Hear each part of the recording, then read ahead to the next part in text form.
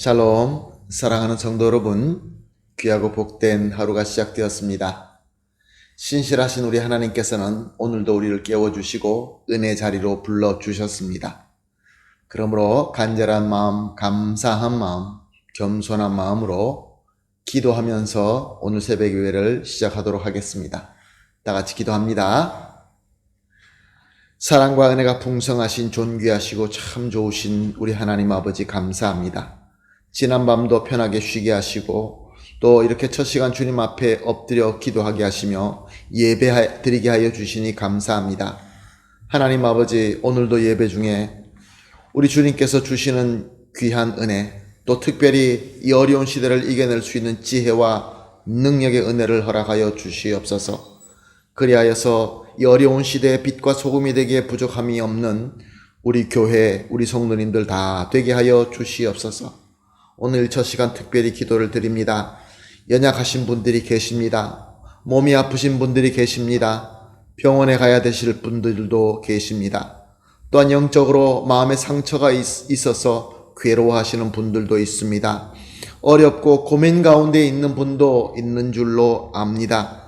주님 불쌍히 여겨 주시옵시고 오직 승리의 주님 되신 우리 예수님께서 능력의 손과 사랑의 손과 또한 치료의 손으로 위로하여 주시고 또 극복하게 하시고 회복하게 하시어서 하나님 우리 모든 성도님들이 영육간에 강건하고 또 행복한 마음으로 신앙생활하며 하나님을 섬기며 사명을 감당할 수 있게 하여 주시옵소서. 오늘 이 예배의 모든 것을 주님 손에 맡겨드리며 예수님의 이름으로 기도합니다. 아멘. 할렐루야. 우리 다 같이 찬송하겠습니다. 301장입니다. 지금까지 지내온 것 주의 크신 은혜라. 301장 찬송하시겠습니다.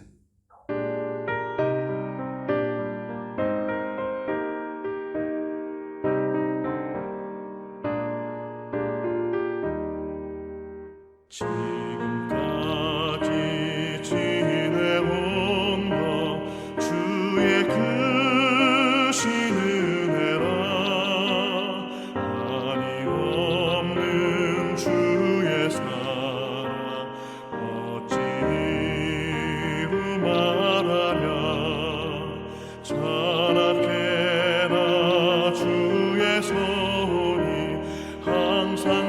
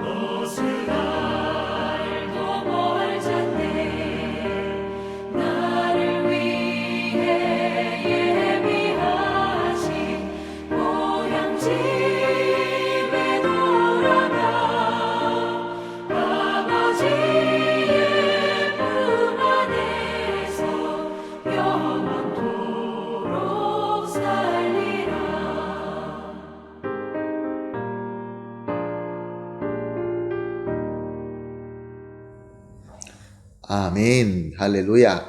감사합니다.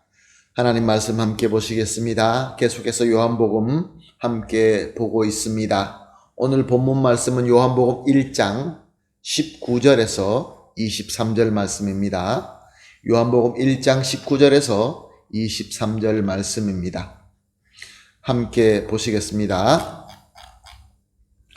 유대인들이 예루살렘에서 제사장들과 레위인들을 요한에게 보내어 내가 누구냐 물을 때 요한의 증언이 이러하니라. 요한이 드러내어 말하고 숨기지 아니하니 드러내야 하는 말이 나는 그리스도가 아니라 한데, 또 묻고 그러면 누구냐? 내가 엘리야냐? 이르되 나는 아니라. 또 묻되 내가 선지자냐? 대답하되 아니라. 또 말하되 누구냐? 우리를 보낸 이들에게 대답하게 하라. 너는 내게 대하여 무엇이라 하느냐? 이르되 나는 선지자 이사야의 말과 같이 주의 길을 곧게 하라고 광야에서 외치는 자의 소리로다 하니라. 아멘. 이 말씀이 기록될 때 수많은 사람들은 세례 요한을 하나님께서 특별히 보낸 자로 인정하고 존경하였습니다. 어떤 사람들은 저 사람은 선지자다라고 하였고, 또 어떤 사람들은 저는 예언된 메시아다라고 하였던 것입니다. 그래서 수많은 사람들이 그가 있는 요단강 건너편까지 찾아와서 그의 말씀도 듣고 그에게 세례를 받았던 것입니다. 그러자 예루살렘에 있는 제사장들과 레위인들이 너무나 궁금해졌습니다. 그래서 사람을 보냅니다. 혹시 이 요한이 예언된 메시아가 아닌가 싶었기 때문에 그렇습니다. 그래서 그들은 다가와서 세례 요한에게 묻습니다. 당신은 누구십니까? 내가 누구냐? 혹시 예언된 메시아 그리스도가 아니냐? 라는 뜻이 숨겨져 있었던 것입니다. 요한은 그들의 마음을 알고 있기 때문에 대답을 합니다. 오늘 본문은 이렇게 증거합니다. 나는 그리스도가 아니라.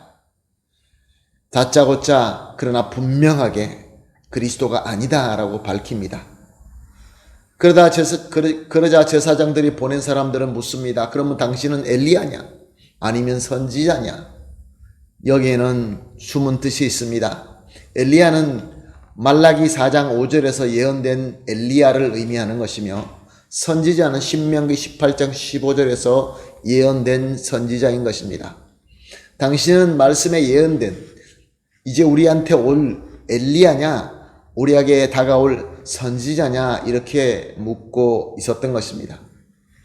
참 내면의 갈등이 될 수 있는 질문입니다.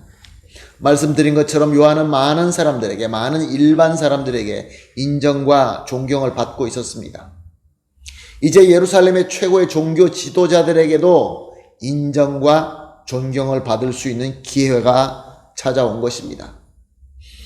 그래, 나는 그런 사람이야 라고 할 수도 있었겠죠. 또 그렇게 말하고 싶은 마음도 혹시 있었을 수도 있습니다. 그러나 요한은 무엇라고 대답합니까? 나는 선지자 이사야의 말과 같이 주의 길을 곧게 하라고 광야에서 외치는 자의 소리로다 라고 고백한 것입니다. 사랑하는 성도 여러분, 이건 무엇을 의미합니까? 나를 더 크게 보이고 싶은 교만과 탐욕의 시험에서 넘어가지 않은 것을 의미합니다. 그 누가 이런 유혹을 받지 않습니까? 나에게 누가 박수치고 나에게 인정하면서 다가와서 당신은 이런 사람입니까? 라고 물어보았을 때 우리 마음속에 갈등이 생기기 마련입니다. 그러나 요한은 하나님께서 세워주신 대로, 하나님께서 부르신 대로 그대로 대답을 하고 나타냈던 것입니다. 어쩌면 부름받은 내 자신의 정체와 사명을 숨길 수도 있었지만 그렇다고 해서 감추지도 않았습니다. 자신의 더 이상을 교만스럽게 나타내지도 않았지만 그렇다고 해서 하나님께서 불러주신 사명과 소명에 이것을 절대로 감추지도 않았던 것입니다. 솔직하게 하나님께서 불러주신 내 자리를 지키면서 주어진 사명에 충실하였던 것입니다. 그리고 그뿐만이 아닙니다. 그는 자기가 고백한 것처럼 살았습니다. 마태복음 3장 4절 말씀을 보게 되면 이 요한은 낙타 털옷을 입고 허리에 가죽띠를 띠고 음식은 메뚜기와 석청이었더라. 사랑하는 성도 여러분, 요한은 광야에서 외치는 자답게 광야에서 겸손하게 검소하게 살았습니다. 참 우리에게 많은 것을 가르쳐 주는 부분입니다. 그는 광야 사람답게 낙타 털 옷을 입고 가죽띠를 띠고 광야에서 얻어지는 메뚜기와 석청을 먹으면서 살았던 것입니다. 수많은 사람들이 그를 인정하고 박수쳤지만 그는 광야의 소리, 광야의 사람답게 살았던 것입니다. 사랑하는 성도 여러분, 저와 여러분도 우리 하나님께서 불러주시고 이 땅에 보내주셨습니다. 즉 우리는 소명을 받고 사명을 위하여 이 땅에 보내진 것입니다. 그래서 우리는 은혜를 받았습니다. 그럼에도 불구하고 사람들이 어떨 때 나를 인정해 준다고 교만해질 때는 혹시 있지 않습니까? 아니면 반대로 나를 너무 비하하고 감추고 숨기지는 않고 있습니까? 비록 고백은 올바로 하지만 고백답게 살지 못할 때는 혹시 있지 않습니까? 오늘 이 말씀을 통하여 성령께서 감동하시는 가르침이 분명히 있을 줄로 믿습니다. 성령님께서 말씀을 통하여 하시는 이 음성을 듣게 되시기를 예수님의 이름으로 부탁드리며 축원합니다. 이제 우리 다 같이 함께 합심하여 기도하도록 하겠습니다. 새벽 예배 때마다 나누는 3가지 기도 제목 나누겠습니다. 첫 번째, 하나님께서 나를 누구로 불러주시고 무엇을 위하여 보내주셨는지 올바로 알게 하여 주시옵소서. 두 번째, 하나님의 소명과 사명대로 신실하게 살며 섬길 수 있게 하여 주시옵소서.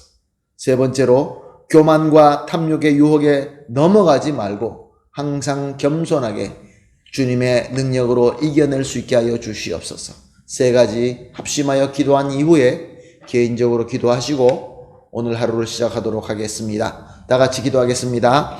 하나님 아버지 감사합니다. 주님께서 오늘도 귀한 말씀을 주시고 말씀을 통하여 성령께서 우리에게 감화하시는 하나님의 음성을 듣습니다. 하나님께서 과연 나를 누구로 불러주시고 무엇을 위하여 보내주셨는지 확실히 깨닫게 하여 주시옵소서. 요한과 같이 당시에 필요한 소명과 사명을 위하여 불러주심을 확실히 알게 하여 주시고 하나님의 소명과 사명대로 신실하게 살면서 섬길 수 있게 하여 주시옵소서. 하나님, 우리에게 교만과 탐욕의 유혹이 다가옵니다. 그러나 거기에 넘어가지 말고 사명자로서 겸손하게 하나님 뜻대로 살며 이겨내게 하여 주시옵소서. 감사하며 예수님의 이름으로 기도합니다. 아멘.